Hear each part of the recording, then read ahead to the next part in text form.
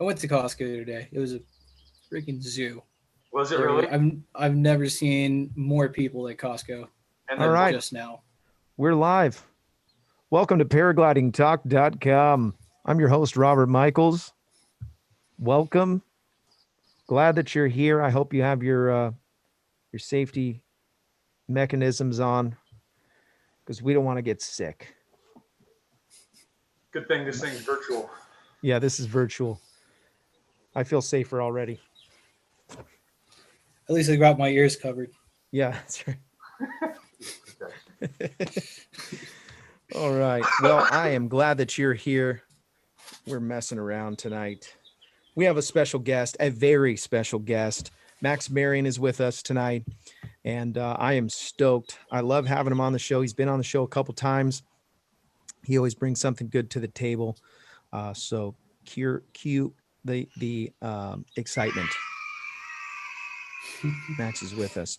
So I want to start off by saying thank you for coming on and thank you for supporting the show for all these years. And if you guys have been paying attention, Torrey Pines is now a sponsor of the show, which is super awesome to me. One of my favorite places to be on the planet is flying at Torrey Pines. And so I'm stoked that you guys and honored that you guys sponsor the show. And so thanks for that. And we're going to talk a little bit about your school and some of those things in a few minutes. I do want to say also thank you for the moderators. Craig Taylor's with us tonight, and then also Anthony Peregringo. They're going to be monitoring the chat and putting your name in the hat. And so we're going to give something away tonight. I'm pretty excited about that. The show Get is those sponsored by. questions ready. Yeah, Sorry. have your questions ready. Yep, that's important. The show is brought to you by ppgsmoke.com. Go check out their website, Ryan Roberts. He's got all kinds of good stuff for paramotoring, free flight, all kinds of cool, neat things. Go check out his website. Also, paramotorprops.com. Show's brought to you by Paramotor Props. If you're looking to get a good deal on props, go to paramotorprops.com. Really good deals. I think they have the cheapest deals on props in the on the internet. And the show is also brought to you by flymyppg.com. Great school. Mike, I'm always seeing Mike Cotter and his guys on different social media deals, and everybody is always all smiles. And so I know that they're doing big things over there. So go check out their website, flymyppg.com, if you're in the Michigan area.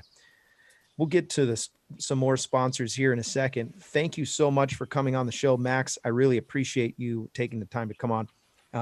We got to fly just a couple times now together since the weather's starting to favor spring and summer. I'm excited about what's Yeah, it's coming up. finally turning around.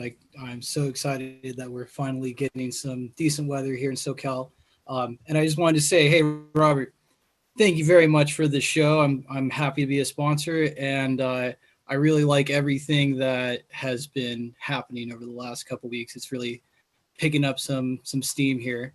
And also, I wanted to let you know that I've been listening to some of the old uh, podcasts. Just in the truck. On my way to and from work through a podcast downloader. So been really Nice. enjoying all that content from years past. Okay, all right. I got to up my game. We haven't been putting too many on there. It takes about 15 minutes per episode to load them, so I need to discipline myself and load those right after we do them or something like that. I appreciate that. Yeah, I think we have about 15 or 20. There's a link in the description. By the way, there's links to in the description for all the sponsors of the show, including Torrey Pines. So go check out their website. They have some great resources on that website and some things that make you think, and super cool. Um, and thanks again. Okay, so since you've been on the show twice before, I had to go back and consider what I was going to be talking about tonight. We kind of have an idea of your background. For those that don't know, Max is he's a tandem uh, pilot and instructor at Torrey Pines, and he's also an Acro pilot. And has a long history of Acro flying in competitions and flying in um, fly-ins, like general aviation fly-ins. We have a big one here where it's down the street at Miramar. He gets an invite every year, pretty sure, or at least the last few years, where he flies a paramotor and they do some stuff. And then he also at one point held the world record for the most infinite tumbles. They did a D-bag jump out of a helicopter somewhere over the beach, I It was guess. over Torrey. Was it It right was over over Torrey? Torrey. Nice. I Yeah, love yeah. it. We landed at Torrey, prepared at Torrey, and then just climbed up to 16. And the helicopter, was it at Torrey? Did they fly to Torrey, pick you up, or did you go to the airport and fly? I went to the airport and we flew from the airport to Torrey. Got it. That Oh, was so- the only time I've landed in a helicopter, was Oh, that's landing awesome. at Torrey just before. Yes. So anyways, that's his background. You probably could have did 400. You did something like 484, something like, or I 384, 374, and 374. That's what it was. I stopped to make glide to shore. So, so you can make it, so you didn't have to hike up from the beach. I still had to hike up from the beach, but I Oh, you did? had to make it back to dry land. Not end up in the water. Mhm. That's awesome. Well, I want to talk first about progression. I want to just open this door to talk about progression in the sport, and you can take it from progression from being a beginner, just straight no knowledge of the sport, to progressing into acro and things like that. Talk about what we should look for and what to expect. So if you're a beginner coming into the sport of paragliding or flying a paramotor, um, it's really difficult for me as an instructor to lay down and tell you what you don't know. I feel like there's a lot of assumptions getting into paragliding or PPG, that it's somehow easy, right? And I see this with people all the time coming out, and yeah, it is easy to be in the air flying a glider in mellow conditions. The gliders will more or less fly straight and level on their own. But there's so much that has to go into that progression and getting to the point where you can be, say, soaring at Torrey hands-free 500 over. We all have those magic times. Um, and it's, I think, easy for new pilots or beginning pilots to think that's the story. That's just what paragliding is. But realistically, there is so much to learn. There's so much going on. There's so much nuance in the sport that it can keep pilots entertained and still learning for decades and decades. Um, I've been flying now for almost 20 years. It'll be 20 years in July, since the first time I took my first solo flight when I was, by the way, 12 years old. And looking back, one thing that I could definitely tell you as an experienced pilot talking to a beginner, there'll be times, where you'll possibly put yourself in situations that, as a beginner, you perceive to be incredibly dangerous. And then looking back on it, 5 or 10 years in the future, you'll think, oh, that was nothing at all, right? That was not a big deal. And then there'll be other situations where you didn't perceive that much danger, but realistically, that was one of the most dangerous points of your training. So it's really difficult to make that realization as somebody getting into it, and just know that this sport takes a lot of time, a lot of energy.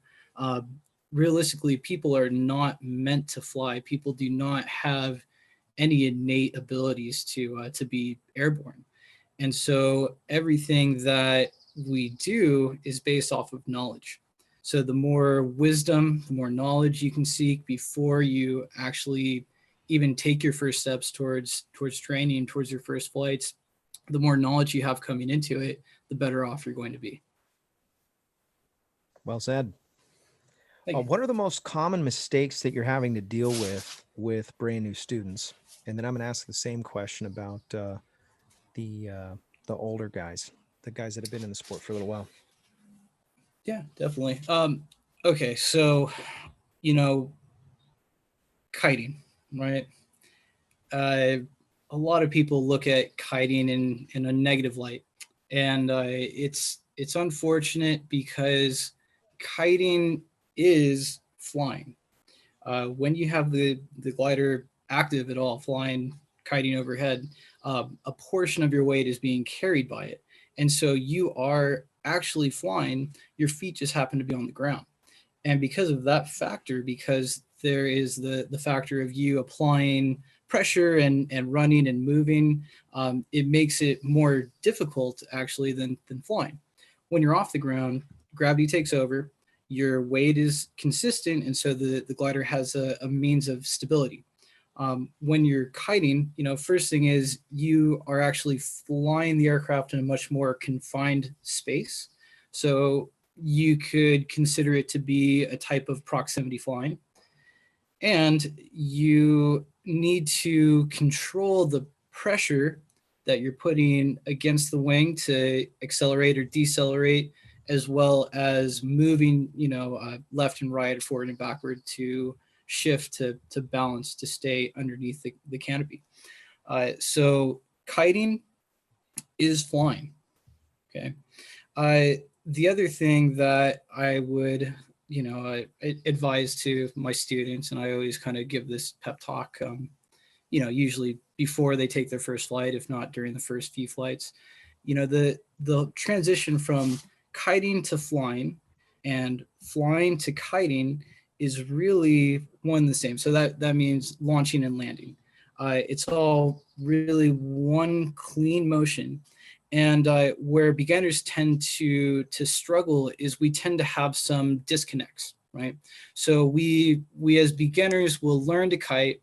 We'll get to a point where we have fairly decent control over the wing, and we can keep it over our head and walk forward, right? When your feet come off the ground, something changes, right? Something happens, and a switch inside your head will click, and you'll say, wow, I'm flying. And especially for the first few flights, or as experienced pilots in situations that are a little more demanding, we tend to do certain things that could be freeze up. It could be inadvertently steering left or right. It could be pulling your brakes down. There's a number of things. One thing I really see change is the vision field, right? So as you're kiting, hopefully you're not in the habit of looking straight down at the ground as you're kiting. That's something that we try to break. It's a hard habit to get out of. But hopefully you're looking, out ahead of you along the course that you're taking. As we transition from kiting to flying, our perception changes, and pilots tend to do the same thing. If they were looking ahead, now they're looking down, looking at the ground disappearing below them. Okay, and that can lead to pilots becoming off balance, right? To not realizing what's going on around them, not being aware of their movement actually across the ground. You can have things like other gliders approaching them, and basically all their mental concentration is just on, well, my feet aren't really on the ground anymore. Or if it's a more intense situation for an experienced pilot, they could be focused primarily on, say, their wing, how their wing is acting, and trying to control more what the wing is doing than actually where they're going, something like that. And then once we break through that, typically we, after about, I don't know, 10 to 20 seconds being off the ground, you connect to the wing, and everything is stable. I mean, unless you're flying in crazy conditions, everything becomes more or less stable. And then you have that platform of stability to then work off of, to gauge where am I going to go next? How am I going to turn? What do I do? And pilots tend to do actually pretty good, even newer pilots. once they're off the ground and they've made that connection to the wing, they tend to fly, in my opinion, pretty well for, you know, uh, a chimpanzee going into space. Yeah. So, the next thing that happens, right? We're flying along, and you tend to become disconnected in a way as you're up in the air off the ground. I mean, you get kind of enthralled with the scenery and the movement and the feeling. And one thing that I see pilots doing, wrong when it comes time to land, is they haven't really assessed the, I mean, I say the ground speed, right? Really, it's the wind conditions. They haven't assessed the wind conditions. They haven't assessed the terrain that they're landing on. You can, by the way, judge wind conditions just by looking at your ground speed. That's why I'd actually prefer to make that correlation rather than tell you, look at what the wind's doing. I just say, look at what your ground speed is doing to figure out, what way you're going to want to land. So the next thing that happens is we fly down into a position where we are in closer proximity to the ground. Now, if we thought ahead, we took our time and lined ourselves up into the wind, and it's on a straightaway and yada yada. But if you kind of get caught off guard, where and I see this happening at Torrey quite often, where all of a sudden you realize that, I'm only 20 or 30 feet up, and wow, the ground is moving fast, and I need to do something. You didn't give yourself time. You didn't give yourself enough opportunity and time to adjust, or you put yourself in a situation where you don't have enough time to make a good decision. So the key to success with the landing is that I have already thought about it a little bit. I assess my ground speed, I assess my movement, I kind of have a target area, and I pay attention to my altitude, my closing speed with the ground. As we come down, typically it happens, I mean, it depends on what your reference points are, but typically we end up coming down, and all of a sudden we go from being up above our reference points to now we're level with our reference points.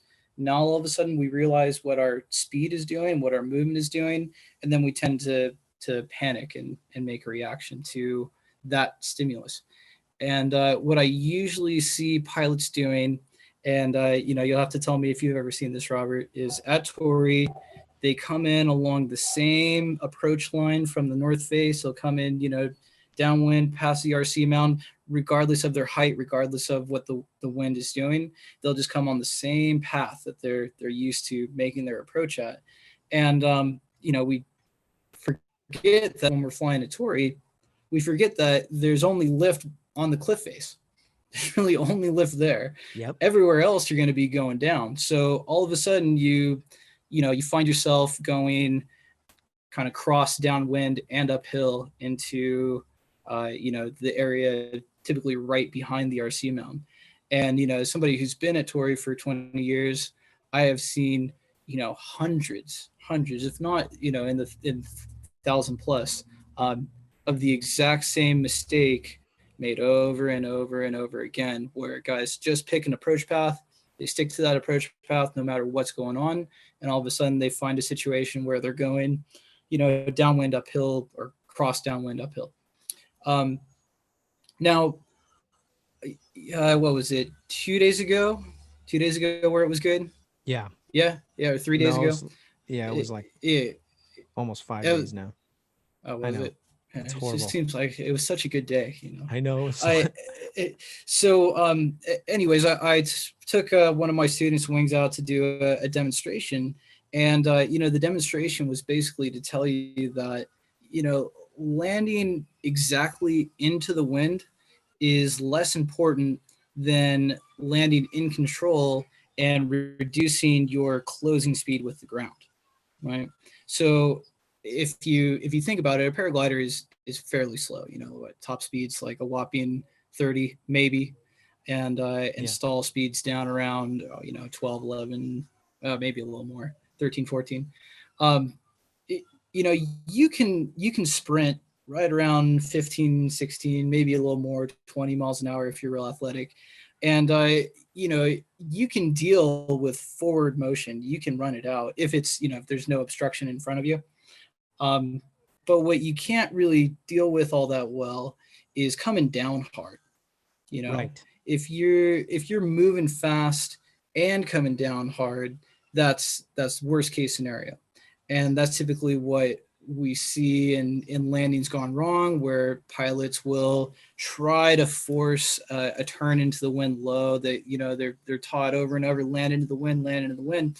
And yes, that is the ideal situation. You do want to land into the wind. I'm not saying don't land into the wind, but you have to put some premeditation into that landing approach so that you end up landing into the wind. And if you ever have the situation where you're landing cross downwind, you know, on a slope or up a hill, I mean, what's really important is not so much forward speed; it's vertical speed. The only way that you can reduce your vertical speed is by slowing your glider down as you come closer to the ground, right? The only way that I can slow my glider down is if I have a little bit of speed to begin with. So we don't really see that we need tons of speed. We really only need to reduce the glider speed by, I mean, realistically, 10 miles an hour would be good. You probably could get away with less. But what's going on is, as I, you know, am gliding, as I'm coming down, I have a forward speed and a vertical speed. As I close with the ground, I am trying to level the canopy across the ground, trying to get the thing going flat across the surface that I'm landing on. I'm not necessarily focused on slowing the thing down, you know, getting my forward speed to really reduce, right? I'm more concerned about not coming down hard vertically. Cool. The only exception to that, the only time where you know, it might make more sense to come down, you know, with no forward speed, is if you're landing in into a wall, Right. right? Yeah. Into a tree, into a Yeah. rock. You know, that's Right. that's the only time where essentially, yeah, you want to eliminate forward speed and you can deal with a little extra downward speed. I So met you at so that's Horse. a huge one. We this was years back, and you had a whole group of students. What are you looking for in a student when you decide that they're ready to make the transition from the being a ridge rat to flying in the mountains? That's a good question. I mean, I don't I won't stop anybody from coming. I think there's a lot to be learned by watching, and that's one thing that I really encourage. You know, in newer pilots and even in experienced pilots, you can learn so much more by watching and talking to people about it than you can actually doing it. And plus, it's a lot safer. So I wouldn't say, you know, I would stop new pilots from coming. I always encourage the new pilots, even if they've never flown, to come to Horse. But maybe, you know, I only do a tandem with them, or maybe they just watch, or maybe if they've got a couple, you know, a few days of kiting, I'd have them do their first sled ride, you know, calm conditions, end of the day. I'd say it's never too early to start flying in the mountains, you know, especially a spot like Horse. You know, we have such a beautiful site there. Um, it's just the conditions that you fly in, right? So if I'm flying, you know, if I'm launching at 3 or 4, I mean, that's going to be guys that I feel really confident with, guys who I don't think are going to make any mistakes on launch, who aren't going to make any mistakes about where they're flying, you know, when they're up thermaling, and aren't going to make any mistakes, you know, on the landing approaches. I would, you know, reserve the guys who are a little, you know, less experienced or a little more timid. You know, I mean, it comes down to personalities. You can have extremely experienced pilots and still not feel comfortable with them flying in certain conditions. So flying is a very personal thing. You know, it's something that we each experience individually. And so, I don't, I try not to teach to the crowd. Um, I want to teach my students on an individual basis and work with them as a person.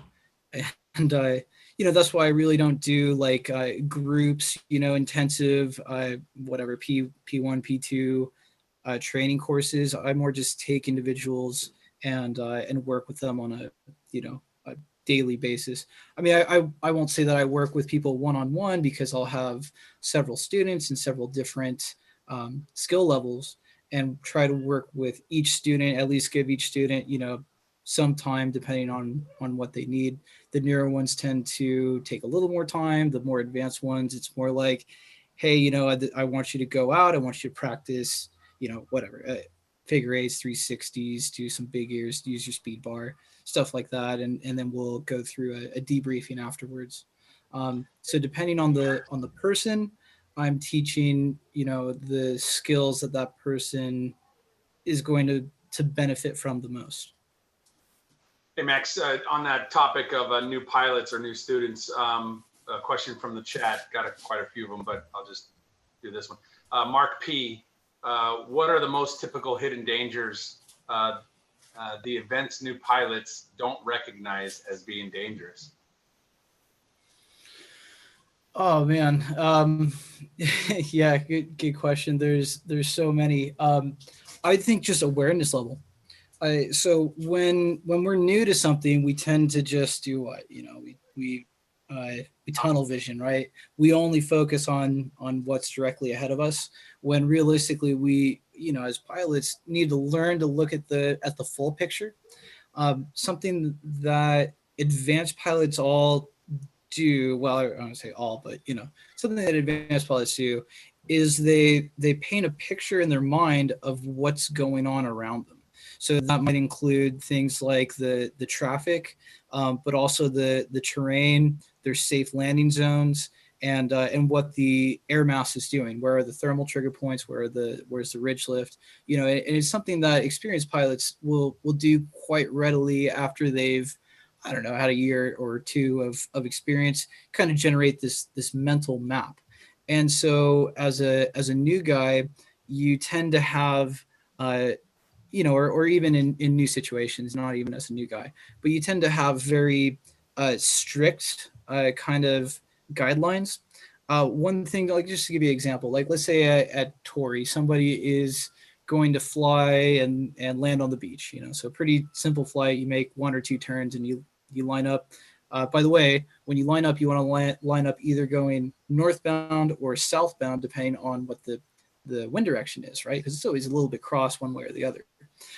So a new pilot will tend to set such rigid like turn points. They won't give themselves enough time to really think about what's important. And ultimately, when we're in the sky, what's important is safely getting back on the ground. And so there's some basic rules and guidelines that you'll use to get yourself safely back to the ground. And rather than picking like an exact point that you would turn at, like say that you could do that with a motor, right? A motor is going to give you the ability to pick a turn point and hit the gas and keep yourself level. But when you're gliding, it's more about altitude, right? You're always going to reference how much height you have left versus a point forward or backward, to or fro along the ground. So rather than saying, oh, I'm going to turn at that flag, it should be, oh, I'm going to turn when I'm around 100 or 150 feet above the ground to start lining up for my final. So that's just one example of a hidden danger. Another hidden, actually, it's really not that hidden. It's just misrigging. I tell you a little history of hang gliding. There is a German guy, Otto. Anyways, I forget his name. 1810, he invented the hang glider basically in 1810, so long before the Wright brothers were actually around. And he flew it off this little hill. He had dozens of successful flights, and one day he fell out of the thing and fell to his death, unfortunately. Oh, Right. And that is a tradition that we carry on to this day in this sport. It's just misrigging, hook and failures, just not having things in the proper place, not doing your pre-flights, your checks.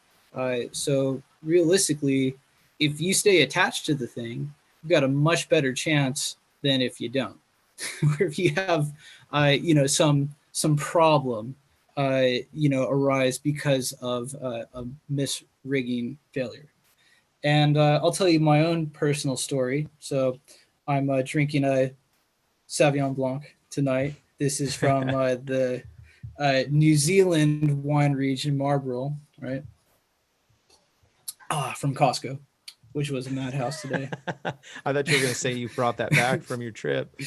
That's hilarious. Do that, Walter Kiwi, Australian. So what I did unfortunately bring back from my trip to New Zealand was a burst vertebrae. Yeah.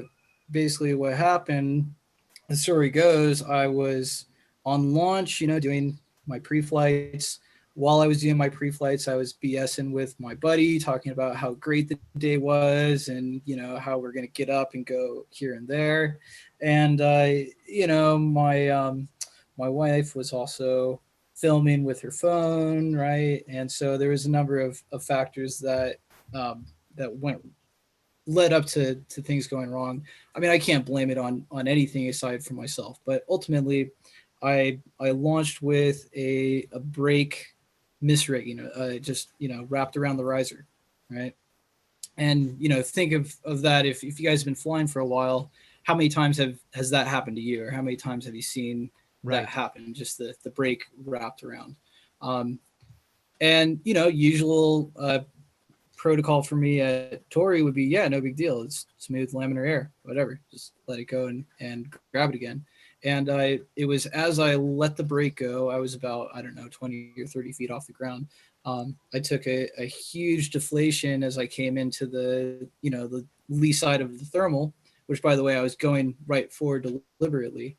And 30 feet. What did I do? I tried to high side it. I got on some outside brake, and I even reached up and grabbed my rear riser since I didn't have the brake in my hand. But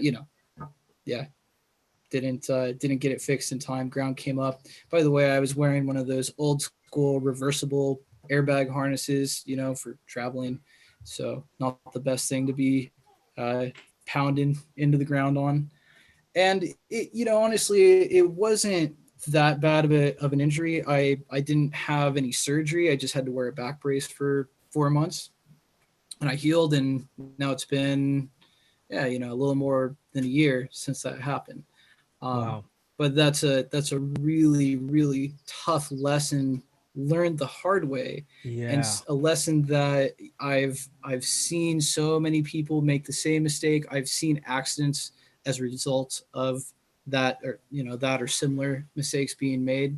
And all it takes is just to have a system in place that you intimately know and double check, and don't get distracted when you're setting yourself up, right? Right. Because ultimately, if everything is all systems go, you have way better chances of making it work than if you have some problem right off the bat that's Yeah. easily solvable.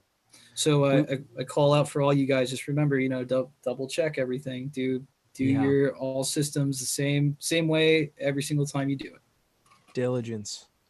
Yeah. You would never get in an airplane without walking around the airplane and checking, you know, you're going to check your motor, you're going to check your wings, you're going to make sure your flaps are good. You don't have a bird in your intake. If it's a jet, you don't have garbage or something, FOD or whatever they call it.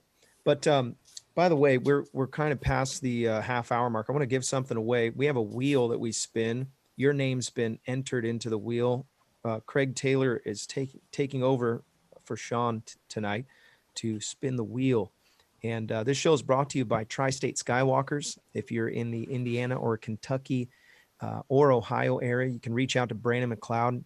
Joining a flying club, I think, is a great idea, and it'll help you to be a safer pilot, preserve sites, and be a good example in the sport.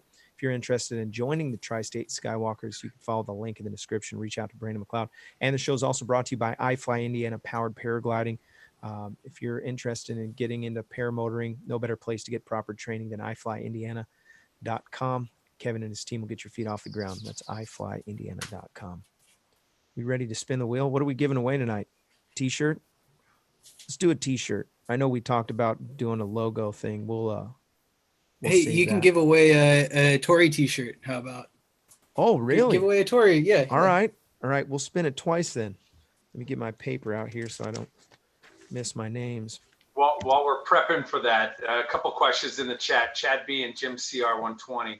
They both want to know what's your favorite place to fly. One, you can't say Torrey. We know that.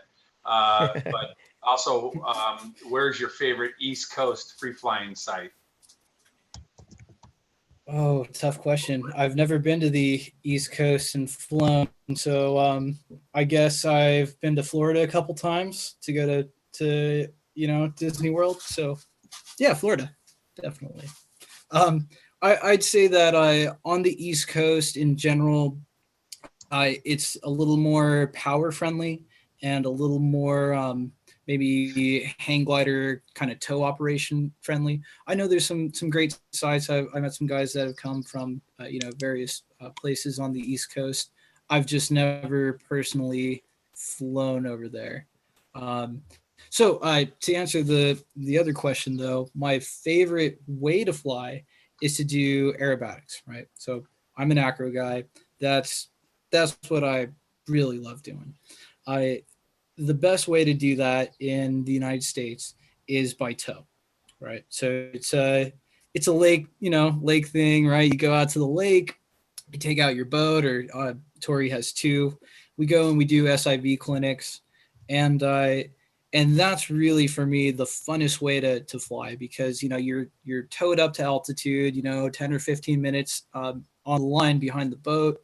You release off the line at 3 or something, and you have all that altitude to just mash brakes and charge the ground, and it's super high intensity, and it's incredibly safe environment to do that stuff. It's an incredibly safe environment to have to throw a reserve or to practice all these things. And if something goes wrong, even if you streamer in pretty hard, yeah, you're hitting the water, your stuff more or less floats and the boat's going to be there in a minute. And it's all, we say it at the clinic, all thrills, no spills, right? Yeah. So we just have a blast going to do that.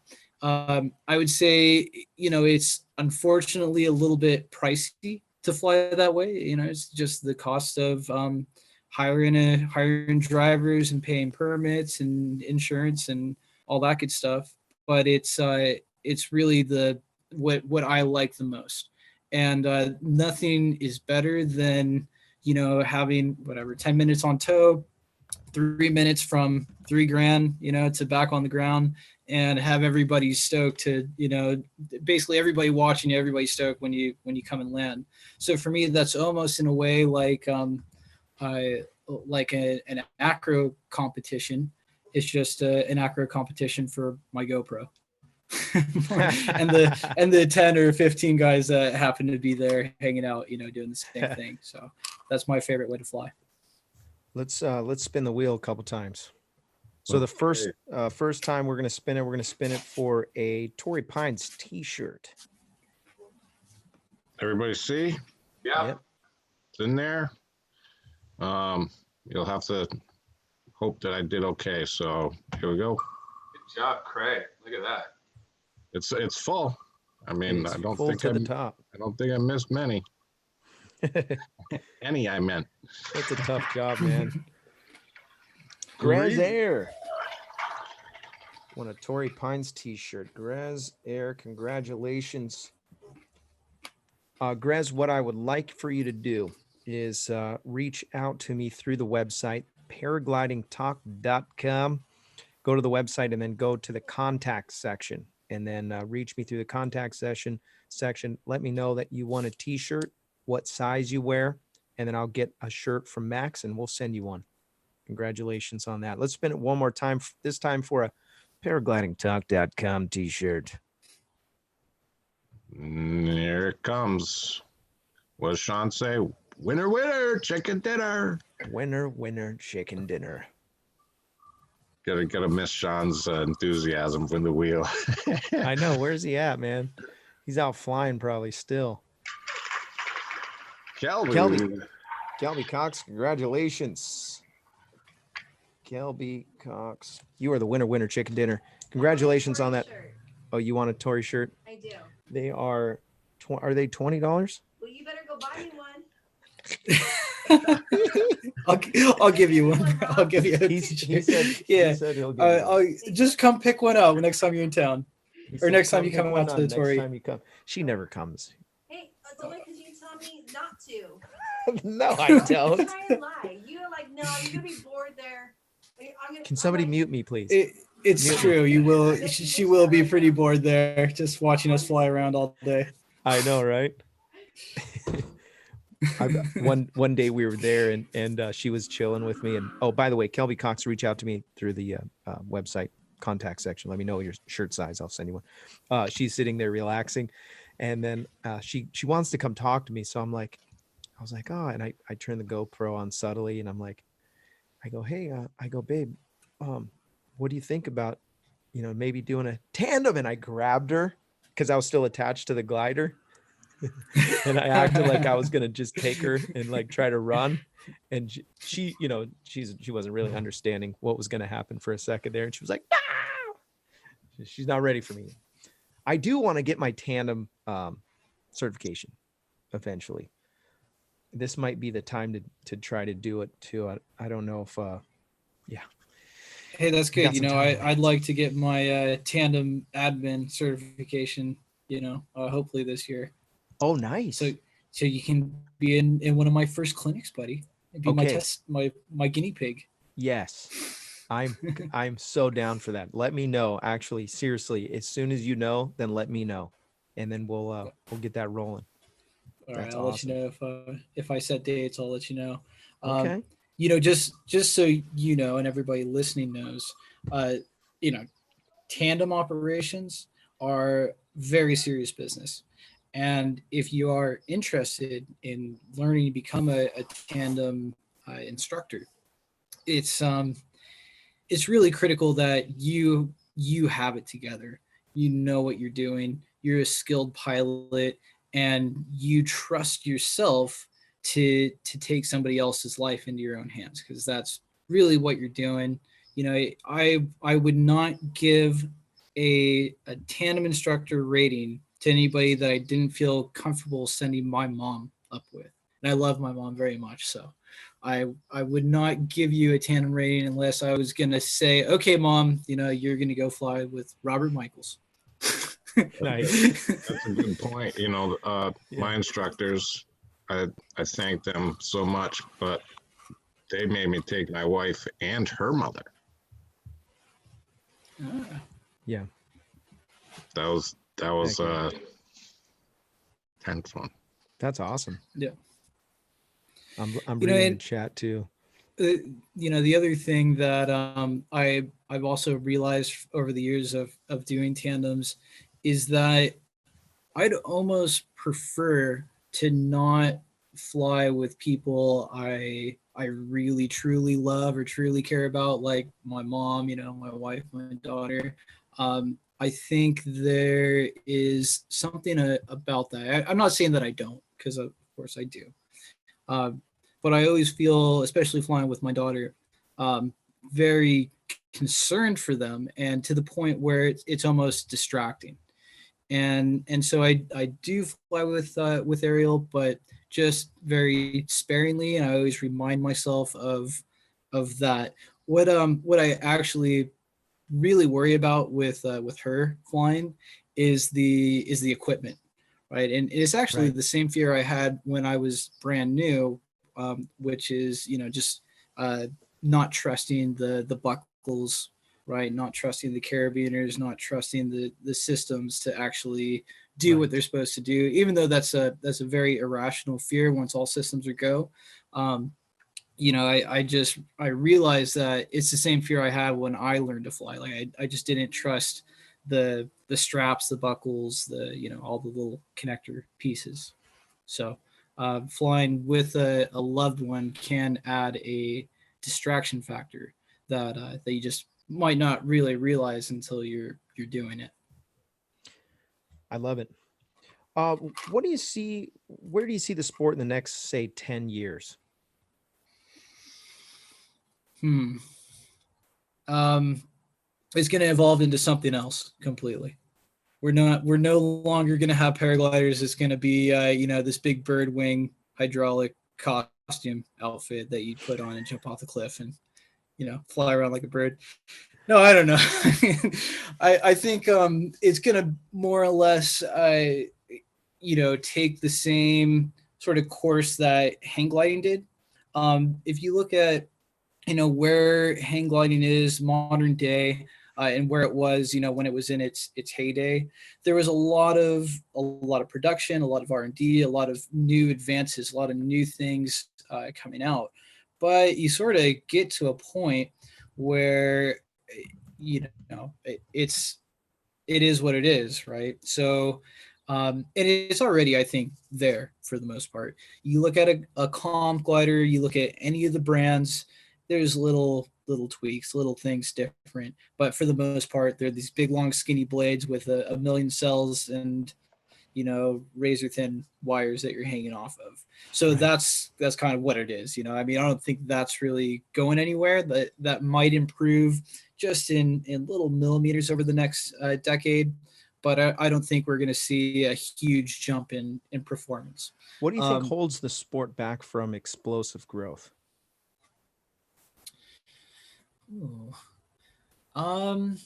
The danger and the fear factor, I'd say, actually. So as a pilot, as a student, as a new pilot, you had to make a decision. Is this worthwhile? Is the risk worth the reward? Right? Is the danger that's in the sport worth me trying to get into it and investing in it? And I think that holds a lot of people back. There's a very large time commitment because realistically you can learn to fly on just the weekends, every other weekend, once or twice a month, but you're not going to progress that way. You're just barely staying new. You're barely a novice at that point. Even if you're flying for years and years, if you're only flying twice a month, you're not really gonna to move forward. So there's the time commitment, and then I think the financial commitment is substantial. For a lot of people, I mean, what does it really cost to become a paraglider pilot? Well, I mean, if you came to learn at Torrey Pines, at cost of instruction for up to your P3, I charge about $4,000, and then a new set of gear I charge, I don't know, I mean, anywhere from about $4,500 would be like a really basic new setup, up to the sky's the limit, really, like $7,000 or so, 7, 8, 9, depending on what you're talking about. Yeah, for the whole kit. So, I mean, realistically, let's just say it's around 10 grand, right? Who has 10 grand to blow on getting into a new hobby, right? Yeah. I know I don't. Anthony Peregringo. I don't. What are the requirements at Torrey? So the requirements for pilots to come fly at Torrey, ultimately it's 150 flights and 50 hours of airtime. Right. So it's actually more than the P3. So it's not just P3 requirements. It's 150 flights, 50 hours minimum airtime. The reason for that is because of the potential for collateral damage at Torrey. You have tandems, of course, that you could end up colliding with. And by the way, tandems are, a huge thing on the FAA's radar, paragliding tandems. Oh yeah. So it's very serious if something happens to a tandem. So that's, one thing. You're flying with tandems who are just basically the average Joe coming out to try paragliding for the first time. The second part of that is the spectators, right? And you guys that have flown there know how many people are just hanging out, walking around, wandering out onto the landing zone on a good day. And, so like you crash into the ground and hurt yourself, no big deal, whatever, sorry, buddy. But, you crash into the crowd, right? And you take out, 1, 2, 3 spectators. That's huge. Right? That's a huge lawsuit. That's a huge liability. So there are a lot of people. There's a lot of spectators. The beach is, our alternate landing option, also full of spectators. And as much as we would like to put up a giant chain link fence around the grass field at Torrey, we're not going to. So so people are going to be out on the landing zone walking through it. And anyway, so long story short, liability, those are requirements set forth by the city of San Diego. So we just enforce those requirements. Now it's totally possible to come and be under direct instructor supervision. If you are under direct instructor supervision, then you can fly at Torrey with any rating. So it's all good if you either have 50 hours and 150 flights, or if you'd like to, you can come and hire myself or one of the other guys for the day. We typically charge $250 a day, and then price decreases with how much time you spend. God, isn't that the most beautiful flying site in the world right there? I love it, man. Welcome to Torrey Pines. Flytorrey.com. Robert. Awesome. And by the way, you're not allowed to do any of this, what I'm doing here, because I was the only one here. I checked the weather and it was magical that day, and I don't even think they were open. Yeah, you got a lucky 0 traffic day. Yeah. The other thing that's important to understand about Torrey is the window, the launching area, the launching and landing area. That is a remote control park, right? So the window is reserved for RC flying. It's their park. We just happen to launch and land there. So so guys get an attitude about, these guys flying their remote control gliders out at the glider port. And, I'll admit it is sort of annoying to have to follow the rules and blow a whistle and all that good stuff. But realistically, it's the soaring, the goals, the Torrey goals, the Soaring Society of San Diego that set up the park to begin with. So we just happen to be able to get away with launching and landing and flying in that window in their area, but realize that it is their space, and it's very important for us to follow those rules to avoid getting hit by one of these big giant huge monstrosity RCs. I saw the biggest. I thought it was an actual glider. It was so big, and it even had a little person in the cockpit. And I pointed up and I was like, "Hey, look, a real glider!" And I felt kind of dumb after I saw it do like a quick maneuver. And I was like, "Oh, wait a second."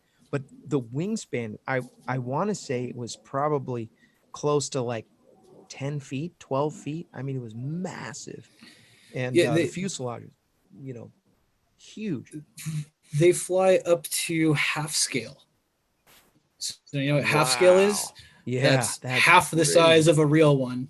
So it takes 3 people to launch, right? I mean, you could literally put my child in the cockpit and she could sit there and fly around in the thing. And by the way, when they're flying the half scale in stronger conditions, they put ballast in it. So they'll put up to about 40 pounds or so. What in the world? Weight in this thing, which is just awesome. You know, if you can imagine it from their point of view. Another thing is good for me to point out, if you're looking to get into soaring as a motoring pilot, RCs are actually an incredibly useful way to go. You can learn a lot about the mechanics of airflow and just soaring, without ever putting yourself at risk. You know, just throw a little foamy whatever out off a cliff. You know, of course, where you have permission and everything, and go. You know, learn how to soar without having to leave the ground. I find that RC, you know, when they take up paragliding, they already know how to fly. You know, they already know where the lift is. They already know where the danger is. It's just them in the seat rather than them, you know, behind a remote control. So take up RC soaring. It's a very good tool to, you know, to learn soaring from. The other thing that you'll realize, you know, especially for pilots who fly at Torrey, is you're completely, you know, tunnel vision on your plane. You know, you can glance around once in a while to look for paragliders coming, but you know, we always have these grumpy old guys yelling, you know, blow your whistle, one in the window, you know, shouting out all the rules. And you know, when you fly an RC, you'll turn into that guy. You'll start yelling at the people flying, like, I see you coming. Blow your whistle. I just got an RC this year. I actually just a couple months ago I got one. I got a little Radian, and I got the what is it? The DX6. Nice little. It binds really easy, and it's a cheater when I go to Blossom to see if it's going up or not. And I'll just throw it out there if it's light. I rock the Radians for many years. Oh, really? Many nice, years, buddy. Oh yeah. Yeah, it's a little baby one. Great little plane. Yeah. Great little starter kit. I think it was only like $150 or $200 all ready to fly. And it's great. Yep. Real quick, we're almost out of time, but I did have just 2 more questions. And you can answer this just in short form. What type of time frame can someone expect with little or no aviation experience to expect for training start to finish to P3 so they can fly at Torrey with you guys? Realistically, I would say it takes most guys at least 45 days. 45 days. Okay. 45 days if, you know, if those days happen to be good. Right. So it takes time. And, you know, I wouldn't look at it, you know, a lot of guys coming into the sport look at the rating system as, you know, just a piece of paper that's going to give me the ability to fly whatever the local site is. But realistically, that rating, that little insurance BS licensing that you get, isn't really good for a whole lot other than to say that you've had the instruction, you've had the experience that is required to get those. So yeah, it is, you know, a way for you to go to a site and, you know, say, hey, I have this much experience. But what's really more important is the experience and the learning itself. So, you know, I have guys that tell me my price is high, you know, but realistically, if you break it down, I'm charging $4,000 for a minimum of 45 days of training. So yeah, I'm really working for less than minimum wage for you. Yeah. Right. Cheers. And the passion's real to fly. Yeah, absolutely. I mean, gosh, man, it'll drive you. It's a dream come true. Hey, before we're out of time, I would like to put in a quick plug. You know, hopefully you can help me fill up all my SIVs this year. Yeah. If you guys are interested in doing an SIV with me at Lake Berryessa, come out. You know, come enjoy that whole lake experience and getting to fly in the most awesome way there is. You know, you can book an SIV for the year. There's 5 SIVs I'm doing this year, and 1 in Turkey. You know, so long as the coronavirus doesn't take over the world. So I'll be doing 5 clinics this year at Lake Berryessa, which is in Napa County, and then going to Aluni's, Turkey for the week before the Air Games, and then staying for the Air Games. So you can find all of the info and the dates for those clinics at flytorrey.com/clinics. What do the SIVs usually cost at Torrey? So the first one is $1,200, the second one's $1,000, and the third one is $800, and from there on out it's $800. Just an awesome way to fly. And actually, most of the guys that I have going to these clinics are like, they're coming to every clinic that I have. Typically guys from the Bay Area, but I also have a couple that fly down from Canada, and he's a great guy, Tyler and Kirsty. Great couple. They come all the way from Vancouver to come to my clinics, make almost every one of them, and they're both flying Emily's now, so they've progressed to the point where they're he's throwing infinite tumbles now. She's working on her helis and heli connections. I've got some other guys that have been working their way up to Acro wings, and they're going to be doing Acro wings for the first time this year. So it's really cool. It's a really cool scene that I have, so many repeat customers. It's not just new guys coming through. It's really the same crowd with a few new guys every time. Yeah. So when do you start accepting signups? So the clinic for April is already full. So the one for May, it's Labor Day or Memorial Day weekend, that first big weekend of the summer. So if you do sign up for the one in May, please already book your camping reservations. We stay at Pleasure Cove Marina, and for that Labor Day or Memorial Day weekend, it'll fill up pretty quick. So if and you guys book the one in May, please. The one in May, it's that holiday weekend. It's the last weekend of the month. I'm sorry, and I don't just have Friday, it right Saturday, now off the top Sunday, of my right? head. Friday, Saturday, no, Sunday, actually Monday? the briefing is at 3:00, right? So we start 3:00 Thursday. Sorry.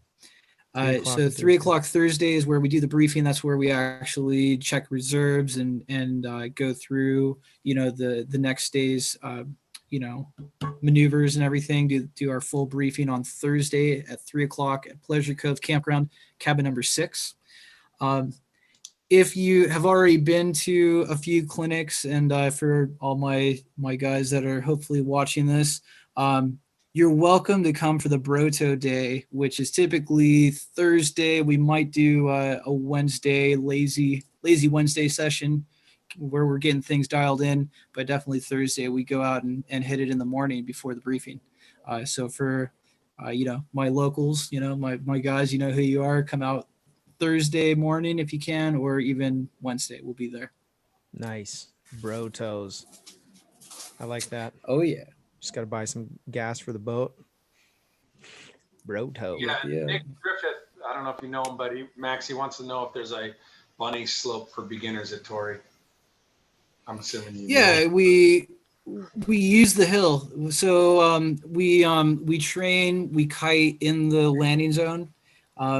We train running down that little slope to practice launching, and then once you have sufficient kiting experience, which by the way typically takes fairly athletic talented guys, 3 days we're taking our first flights.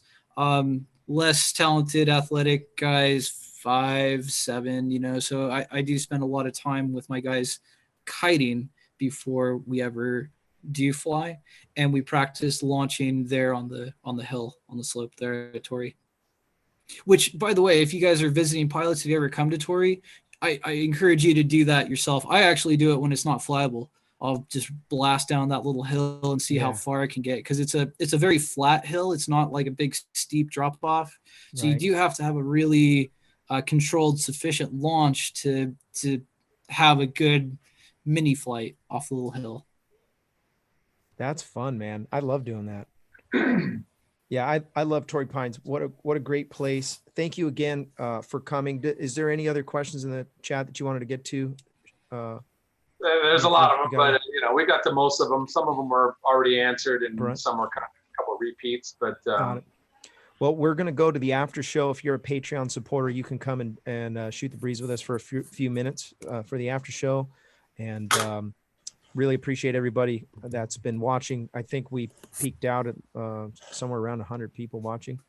Right now there's 95. So I really appreciate you. Also, all the people that contributed to the show in the super chat. Thank you guys. Really appreciate you supporting the show. The show is brought to you by Lone Star Paramotor. If you haven't gone and check out their website, go check out their website at lonestarparamotor.com. There's a link in the description. The show is also brought to you by Resurgence PPG.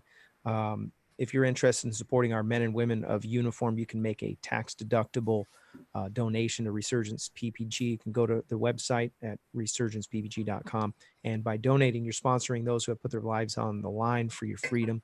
You can reach out to Todd Scandrett at the website. And I encourage you to do that. And so thank you so much for the supporters, everybody who supports the show. Excited about what's coming up this year with Torrey Pines. And I didn't even think about the things that we've got going on with the SIV clinics and stuff that's coming. You go into winter and you kind of go into like a depression for paragliding. You forget all the cool stuff that happens during the summer. So awesome. Really appreciate it. We're going to go to the after show. Hang tight. If you give me your email, you're one of the Patreon supporters, let me know in the chat right now. I'll keep the live chat going for a few minutes here so we can make sure that you can get on. But other than that, we are going to go off the air. So thanks again, guys. We will catch you on the next one. Peace. If I don't see you on the air, I'll see you